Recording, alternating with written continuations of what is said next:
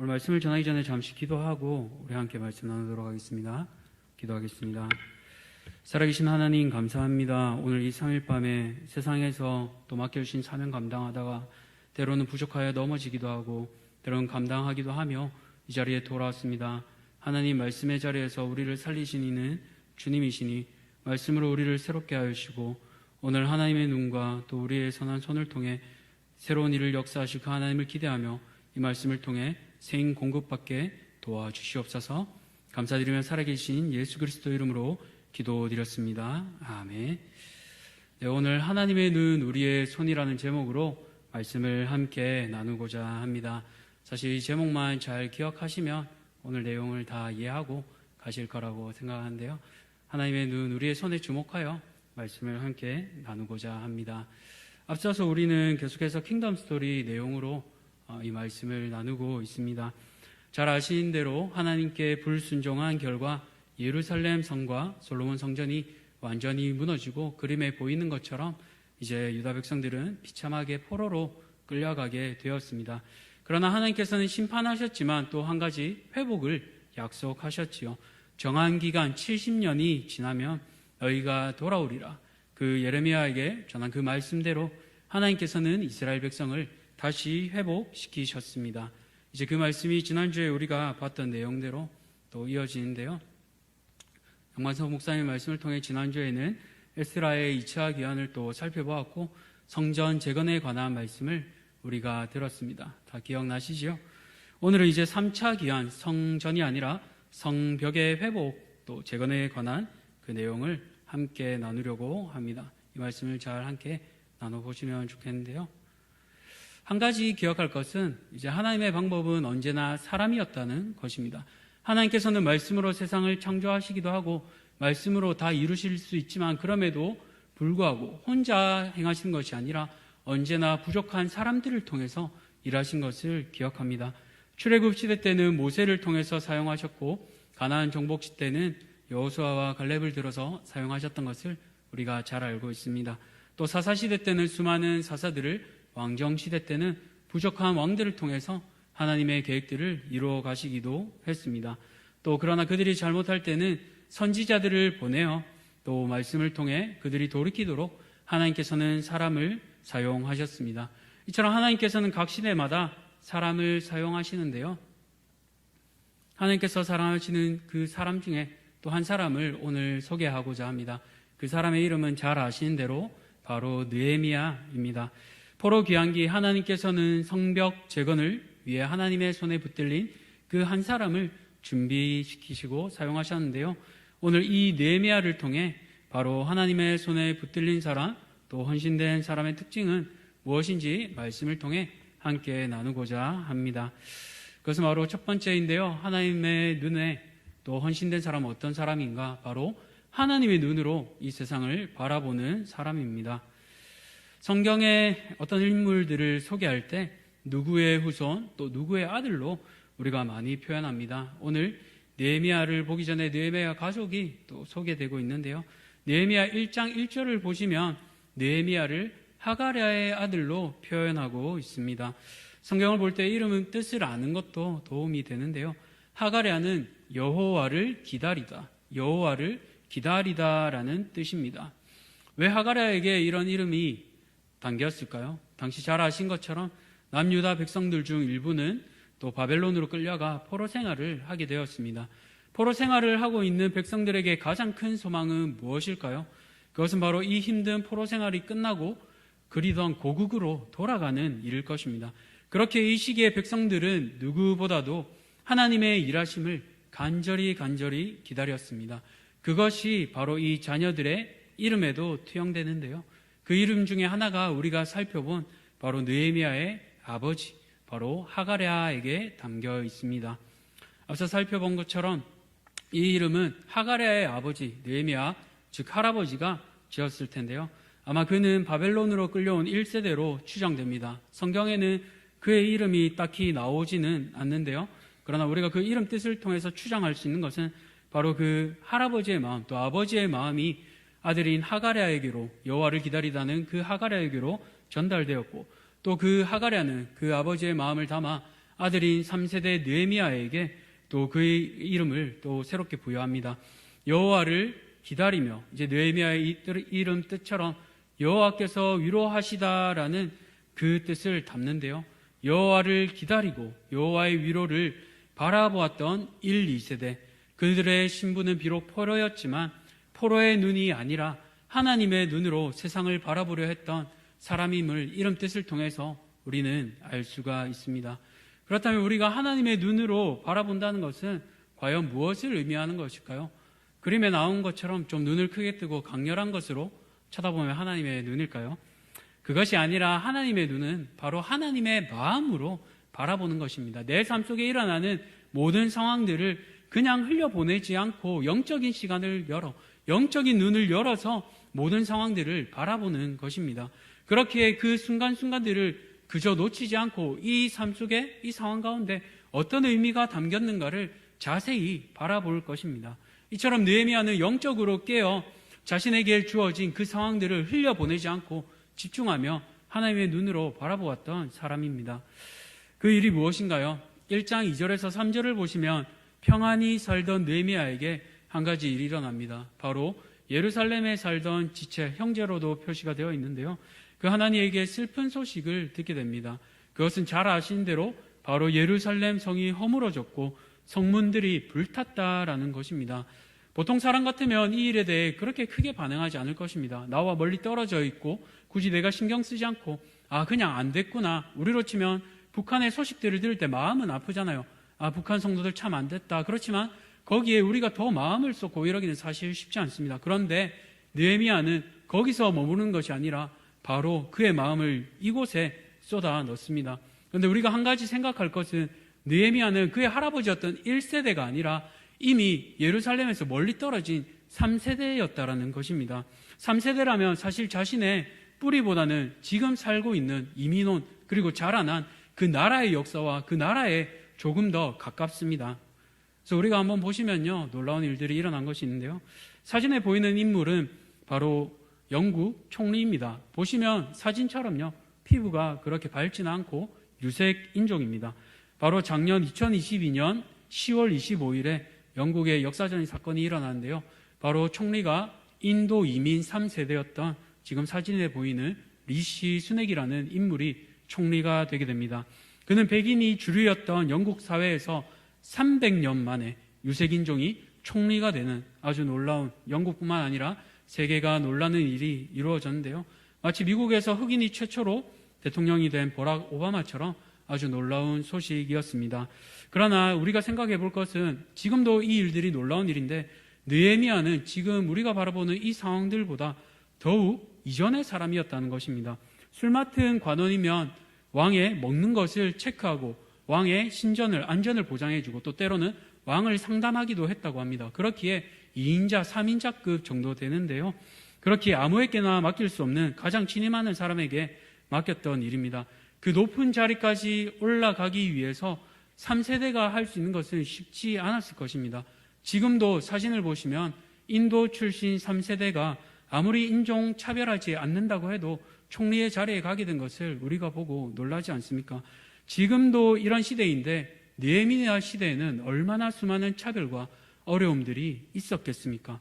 페르시아 주류 사람들과 경쟁해야 되기 때문에 출신, 성분, 또 지역 그런 것에서 아주 많은 그런 어려움들을 겪었을 것입니다. 그러면 보통 이 자리까지 올라가면 어떻게 되겠습니까? 자신의 신분을 별로 밝히고 싶지도 않고 그저 이 자리에서 자라난 것에만 감사하고 싶을 것입니다. 그럼에도 불구하고 느헤미야는 자신의 뿌리를 잊지 않고 자신의 신앙을 지키며 이름 뜻대로 하나님의 위로를 전하는 사람이 되는 것입니다. 어떻게 그렇게 됩니까? 느헤미야는 바로 하나님에게 들은 고국의 소식을 듣고 수일 동안 슬퍼하며 옵니다.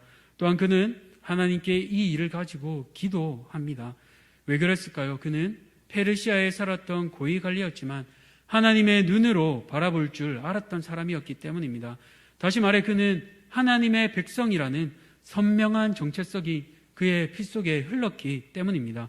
그렇게 자신의 자리에 앉아 평안히 세월을 흘려보내는 것이 아니라 예루살렘 상황을 듣고 자기 일처럼 여기며 가슴 아파하며 금식하고 기도했습니다. 또한 그는 이것을 남의 일이 아니라 자신의 일처럼 여기며 회개한 것을 알 수가 있는데요. 1장 6절을 보시면 이스라엘 자손의 죄를 회개하는데 그치지 않고 나와 내 아버지의 집이 범죄하여 라고 고백하고 있습니다. 이것은 민족의 죄를 자신의 죄로 동일하게 여기는 모습입니다. 네 잘못 내 잘못이 아니라 이 모든 게 나의 잘못입니다 라고 고백하는 아름다운 모습인 것입니다. 이것을 통해 하나님의 사람들은 하나님의 눈으로 지체의 아픔과 연약함을 위해 기도하는 자며 품는 사람인 것을 우리는 오늘 본문을 통해 알 수가 있습니다. 이처럼 하나님의 눈으로 바라보는 사람은요, 바로 기도하는 사람입니다. 내게 주어진 상황을 육신적인 눈으로 바라보는 것이 아니라 하나님의 관점으로 바라보는 사람입니다. 우리는 이런 사람을 사명자라고 부릅니다. 하나님께서는 오늘도 각 사람을 사명자로 부르고 계십니다. 깨어있는 사람은 그 상황을 보고 깨어 기도합니다. 느헤미야에게는 그것이 예루살렘의 무너진 성벽이요, 그 성벽을 중수해야 할 자임을 깨닫게 하셨습니다. 하나님께서 오늘 우리 각 자신에게 무엇을 보여주고 계십니까? 어떠한 상황을 보며 나는 마음이 아프고 하나님 앞에 기도하게 됩니까? 그것은 사람마다 다를 것입니다. 누군가에게는 아이들이 들어올 것입니다. 우리 아이들이 조금 더 넓고 안전한 공간에서 뛰놀며 하나님의 말씀을 들으면 좋을 텐데 라고 생각할 것입니다. 또 누군가는 노년의 어른들이 눈에 들어올 것입니다.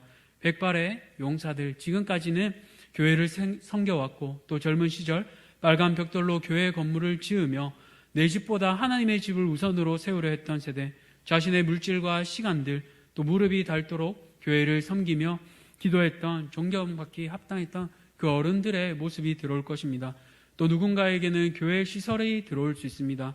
낡고 또 깨어진 곳들, 무너진 성벽을 수리하듯이 교회 곳곳을 이름도 없이 자신의 물질로 섬기는 분들, 그 물건 자재값도 받지 않고 받으라고 해도 오히려 그것을 기쁨으로 여기며 아름답게 섬기는 그런 성도님들의 얘기를 듣게 됩니다.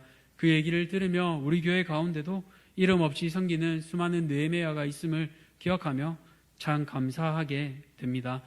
사랑하는 성도님들, 오늘 분명히 하나님께서는 우리 각 자신에게 보여주시는 자리와 보여주시는 사람들이 있습니다. 우리는 하나님의 눈으로 그것을 바라보아야 합니다. 그것을 보여주실 때는 나의 능력을 떠나 내가 적은 자이기에 하나님께서는 그것을 밝히 보여주십니다.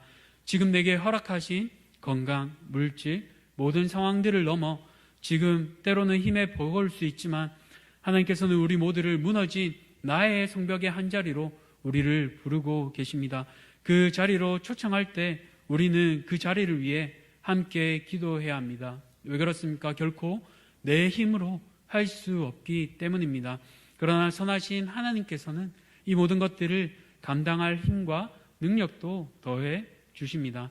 우리 역대하 16장 9절을 우리 함께 읽어보겠습니다. 시작. 여호와의 눈은 온 땅을 두루 감찰하사 전심으로 자기에게 향하는 자들을 위하여 능력을 베푸시나니. 아멘.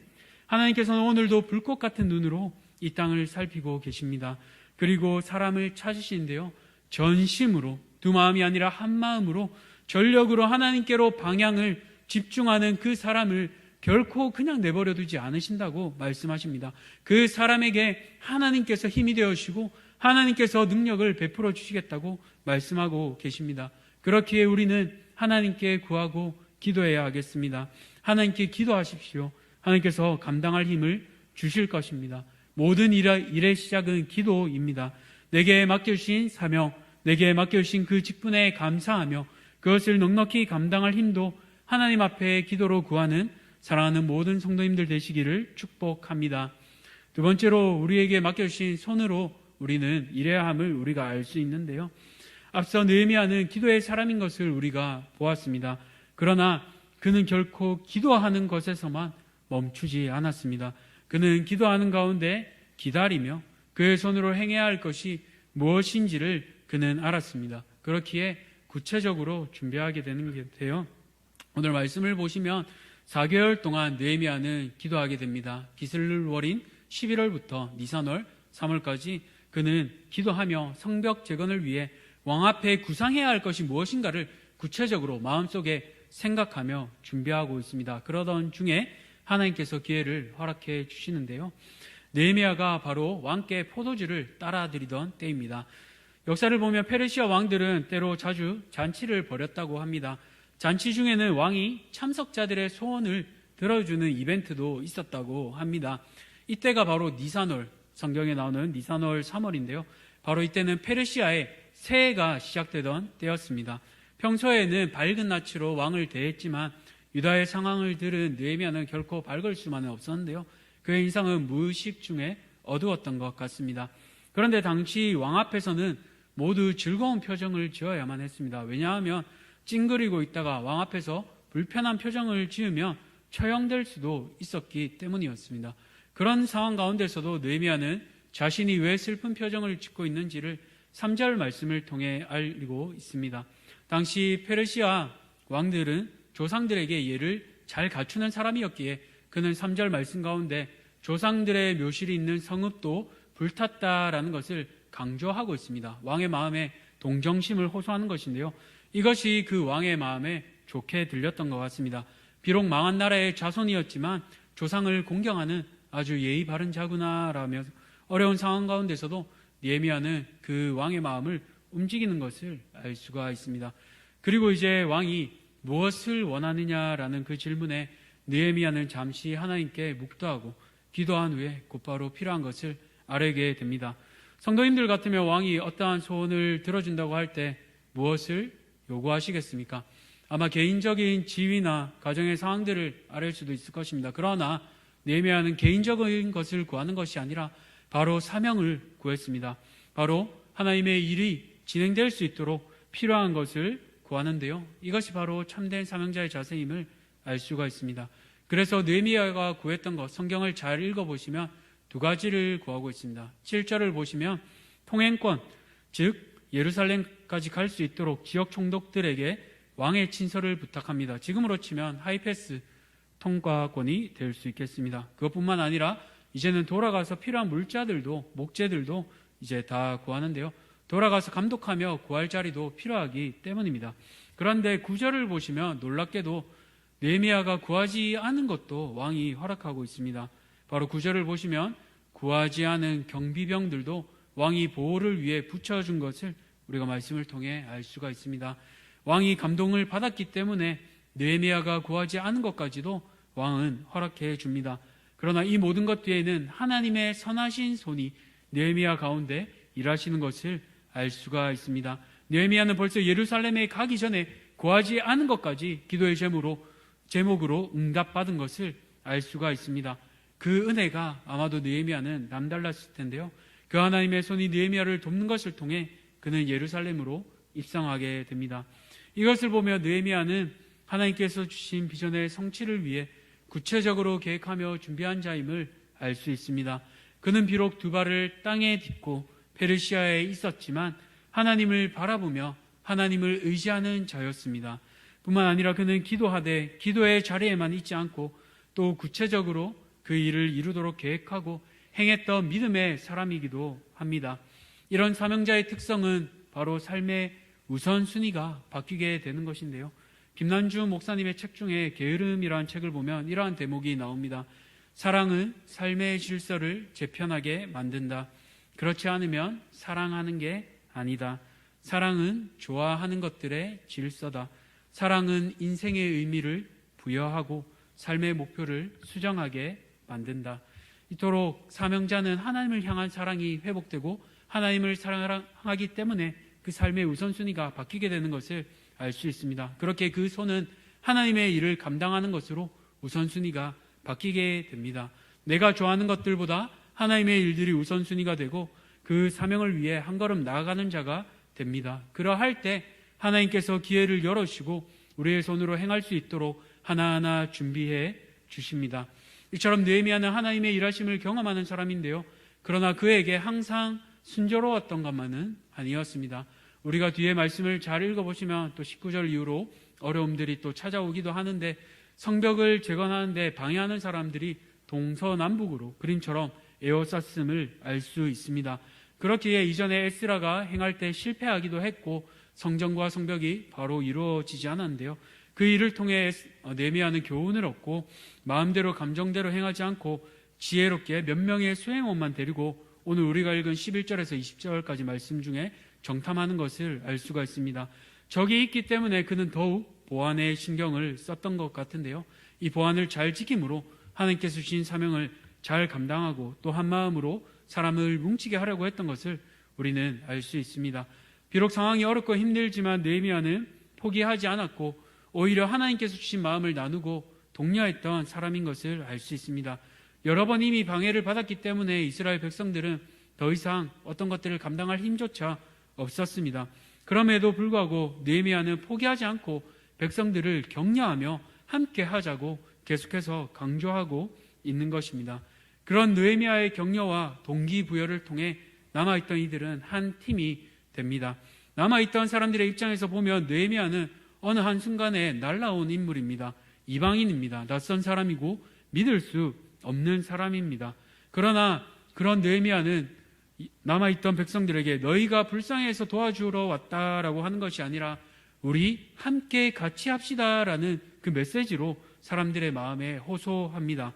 뿐만 아니라 18절을 보시면 자신이 어떻게까지 이 사명을 가지고 하나님께서 어떻게 자신을 도우셨는지를 간증을 통해 남아있던 사람들의 마음을 하나로 모으게 되는 것을 알 수가 있습니다. 이처럼 하나님께서는 느헤미야를 통해 남아있던 사람들을 한 팀으로 만드신 것을 알 수 있습니다. 이처럼 하나님께서는 사람을 부르실 때, 우리를 부르실 때 홀로 부르시지 않습니다. 한 팀으로 우리를 부르고 계십니다. 교육부서도 식당도 전도팀도 주차팀도 모두 한 팀이 되어갈 때 그 성벽을 이루어갈 수 있습니다. 그 성벽의 벽돌 하나하나를 쌓는 것은 혼자 하는 것처럼 보이지만 혼자 하는 것이 아니라 함께 모여서 이루어갈 수 있는 것입니다. 뿐만 아니라 하나님께서는 우리가 홀로 고군분투하는 것을 원하시지 않습니다. 하나님께서도 삼위 하나님으로 함께 역사하신 것을 우리가 알 수 있습니다. 그렇기에 우리가 기억해야 할 것은 무엇입니까? 바로 우리가 함께 가야 한다는 것입니다. 조금 느려도 같은 손을 맞잡고 하나님이 우리에게 허락하신 우리의 손으로 맡겨주신 사명을 감당해야 하는 것을 우리가 기억하면 좋겠습니다. 하나님께서는 우리 각 사람을 부르셨습니다. 나를 부르셨지만 우리로도 부르셨습니다. 그렇기에 내게 맡겨주신 사명을 기억하며 우리가 한 팀으로 서로를 격려하며 세워갈 때 복된 하나님의 나라를 세워갈 줄 믿습니다. 그 믿음의 고백으로 우리에게 맡겨주신 사명을 기억하며 하나님의 눈으로 우리의 상황들을 바라보고 또 우리의 손으로 맡겨주신 사명을 믿음으로 감당하는 사랑하는 모든 대한가족들 되시기를 축복합니다. 이 시간 우리 함께 찬양으로 나가기 원하는데요. 아버지, 당신의 마음이 있는 곳에 우리의 마음이 있기 원하고 하나님의 눈으로 바라보는 곳에 우리의 눈이 있게 하여 주시옵소서. 그 믿음의 고백으로 우리 함께 찬양하며 나아가겠습니다.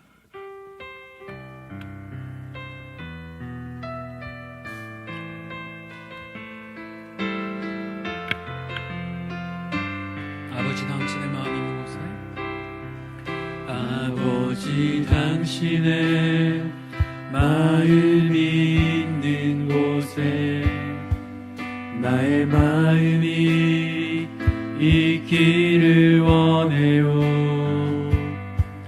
아버지, 당신의 눈물이 고인 곳에 나의 눈물이 고이길 원해요. 아버지,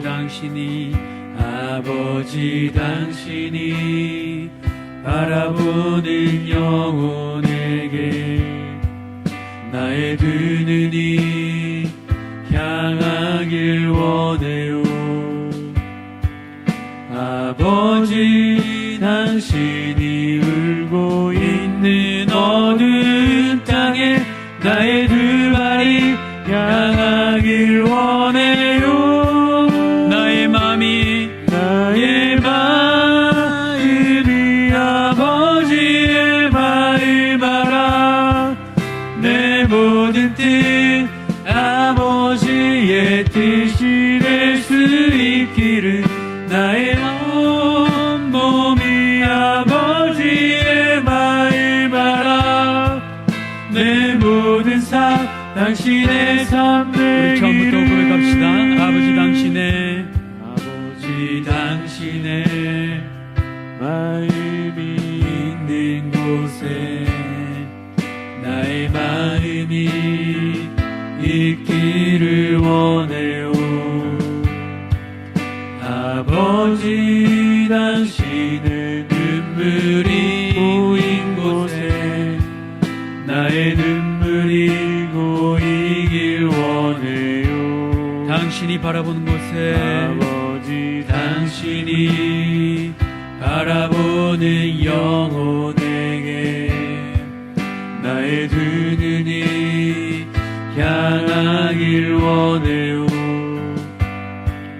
아버지, 당신이 울고 있는 어두운 땅에 나의 두 발이 향하길 원해요.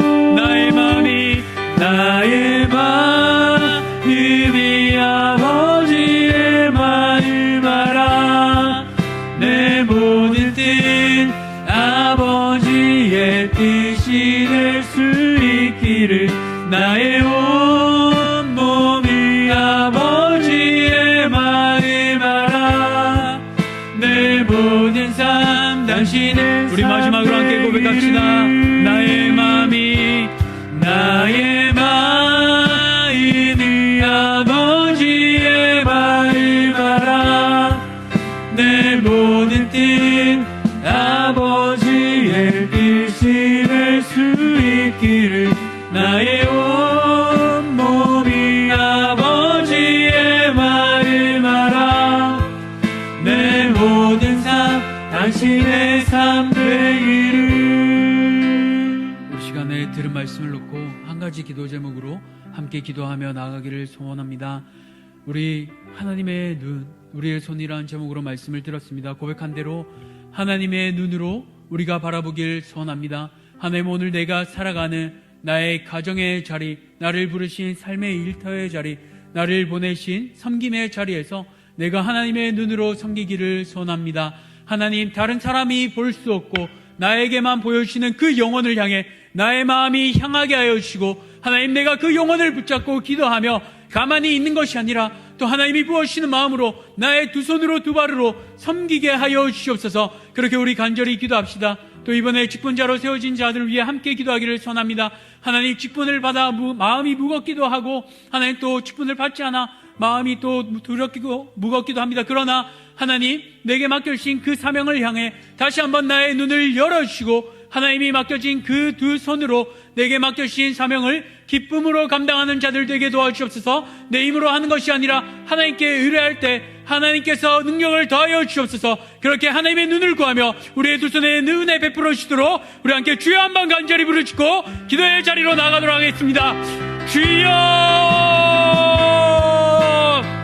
아버지 하나님, 감사합니다. 이 시간 우리에게 하나님의 눈을 회복시켜 주시기를 간절히 소원합니다. 누구도 보여주지 않고 나에게만 허락하시며 나에게만 보여주신 그 사명을 내가 깨달아 알기를 원합니다. 하나님, 내 안에 끊임없이 생각나고 끊임없이 기도하게 하시는 사람은 누구입니까? 하나님, 어린아이들이 생각납니까? 아니면 장년들이, 아니면 또 새로운 신혼부부들이 생각납니까? 또는 새로와 교회에 정착하지 못하고 마음속으로 떠돌고 있는 새신자들이 생각납니까? 하나님, 나의 눈에만 보여주시는 그 영혼들을 위하여 이 시간 간절히 기도합니다. 하나님, 어떻게 해야 할지도 잘 모르겠고 하나님, 생각나는 이들을 위해 기도하며 준비합니다. 그러나 하나님, 기도할 때 내 마음 가운데 감동을 주시고 하나님의 일을 감당할 수 있도록 능력과 함께할 사람들을 붙여주시기를 간절히 소망합니다. 나의 힘으로 할 수 없사오니 주께서 능력을 더하여 주시고 하나님의 능력으로 감당하며 나갈 수 있도록 하나님 은혜 베풀어 주시옵소서. 아버지의 눈이 바라보는 그 영혼에게 나의 두 발도 나가게 도와주시옵소서. 팀으로 일하게 하여 주시옵소서. 두 손으로 섬기며 나갈 때, 우리가 한 팀으로 일할 때 하나님의 살아계심을 경험하게 하시고 하나님, 내리아가 간증하였던 것처럼 하나님께서 행하시는 그 기도 놀라운 일들을 날마다 우리의 입술로 고백하며 나가는 사랑하는 우리 모든 대한민국의 성도들에게 도와주시옵소서. 이 일에 주님의 은혜가 간절히 필요합니다. 하나님, 우리가 사랑한 사람을 사명자로 세워주시고 우리의 우선순위가 변화되게 하여 주셔서 내가 지금까지 좋아하고 하나님보다 사랑했던 것들 이제는 끊어내고 새로운 우선순위가 정립되어 하나님의 사명자로 살아가는 사랑하는 우리 모든 대한민국의 성도들 되게 도와주시옵소서. 하나님, 우리의 기도하여 주길 소망합니다. 우리는 할 수 없고 우리의 능력으로 할 수 없지만 주님께서 일들을 감당케 하여 주시고 능력을 다하여 주시옵소서. 아버지 앞에 엎드려 기도할 때 하나님께로 그 시간들이 걸리지만 그럼에도 불구하고 아버지께서 우리를 기억하며 나갑니다. 또 하나님 우리가 오늘 주님의 능력으로 일하게 도와주시고 주님의 방법으로 행하게 하시고 아버지의 능력으로 일들을 감당할 수 있도록 하나님 은혜 더하여 주시옵소서. 아버지 우리 마음 가운데 부으신 그 성령의 능력을 의지하며 나갑니다. 나의 힘이 아니라 성령께서 부으시게 힘을 의지하며 나갈 때 아버지 모든 것들이 가능하게 도와주시고 하나님의 영광으로 역사하신 것을 바라보게 도와주시옵소서. 아버지의 새로 세워진 직분자들 가운데도 하나님의 긍휼하심을 맛보게 도와주시고 하나님 이전보다도 더욱 하나님을 사랑하며 잘 섬긴 자들 되게 도와주시옵소서. 혹여나 직분이 되지 않았다 하더라도 하나님께서 보여주시는 그 영적인 눈들을 열어주시고 하나님의 눈으로 바라보는 자들이 될 수 있도록 아버지 은혜 더하여 주시옵소서. 아버지의 능력으로 생기만 나갈 때 날마다 내 안에 기쁨을 허락하여 주시고 오직 하나님만 나를 바라보시며 기억하며 그 하나님 앞에 기쁨으로 고백하며 살아가는 우리 안에 모든 사람들 또 성도들 되게 도와주시옵소서. 모든 능력을 주님께 맡깁니다. 우리 행할 것들을 바라보게 하시고 하나님의 능력으로 바라보는 마지막으로 우리 함께 고백합니다. 예수 어린 양 참바 하나님 앞에 기도의 깊은 자리로 나갑니다. 우리 연약한 가운데 좌절하지 않게 하시고 하나님 우리의 부족한 가운데 절망하지 않게 하시고 하나님의 능력으로 일하신 것을 바라보게 하시고 그 하나님 앞에 엎드려 기도할 때 하나님 하늘로부터 오는 은혜를 주시고 두 발을 땅에 디디며 사시나라지만 하나님 두 손을 하늘을 향해 펼치며 하나님께 능력을 공급받고 아버지 하나님 앞에 우리의 눈을 올려드리며 사랑하는 자의 모든 성도들을 기도로 하나님 은혜를 베풀어 주시옵소서. 이 밤에 주를 향하여 나가는 사랑하는 주의 성도를 붙잡아 주시기 바랍니다.